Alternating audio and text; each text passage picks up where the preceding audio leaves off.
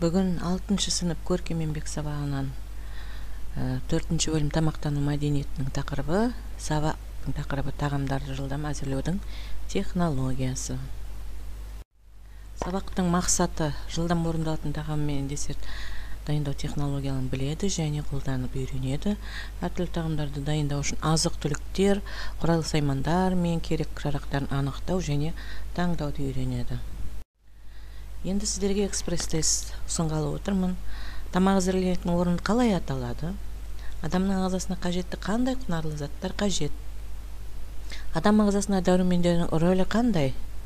Қандай дәрумен өсу дәрумені болып табылады? С дәрумені қандай азық-түлікке көбірек болады?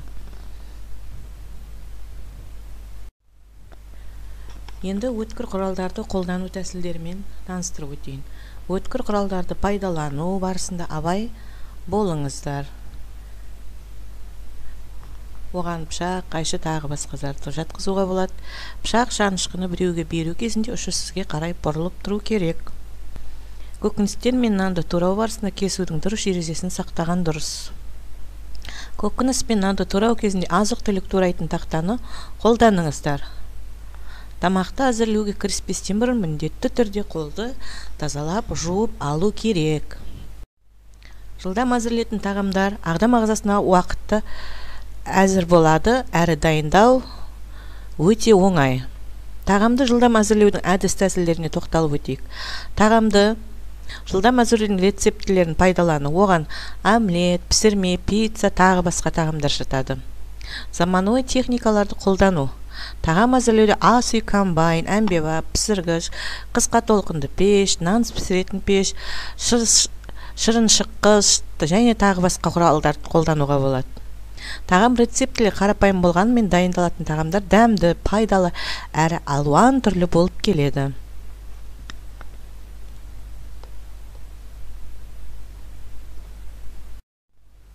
Ас үй бөлме ішіндегі қауіпсіздік техника ережелерін еске түсірейік. Кесіру құралдарын қолданғанымызда өткір кесу құралдарынан сақ болыңыз. Олар пышақ, қайшы секілді дүниелерді жатқызамыз.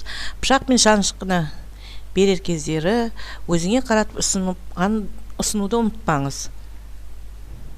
Нан, көкөніс тураған кезде тақтайша қолданып дұрыс кесу ережесін сақтаған жөн. Сол қолдың саусағы бүгіліп, пышақтың өткір жүзінен арақашықта алшақ болуы тиіс. Жұмысты бастамастан бұрын қолыңызды жақсылап жуып алыңыз.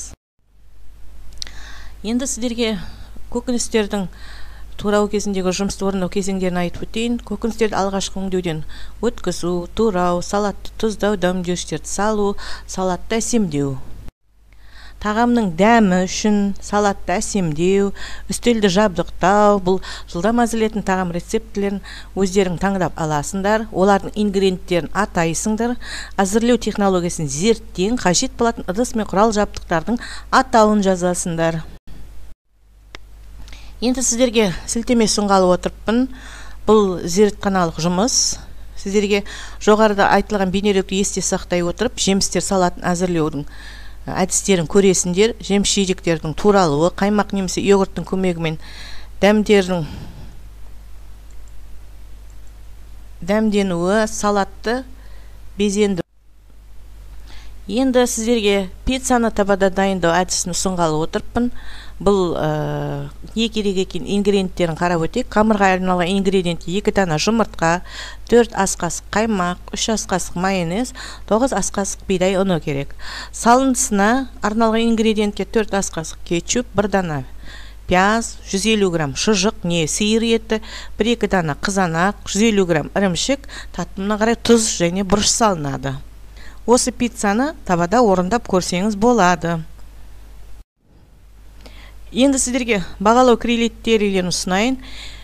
Жетті талпынады деген қауіпсіздік ережесін ескереді, керекті құрал жабдықты қолданады, салатты безіне берілген уақытты ұтымды пайдаланады, өз идеясын жүзеге асыра алады.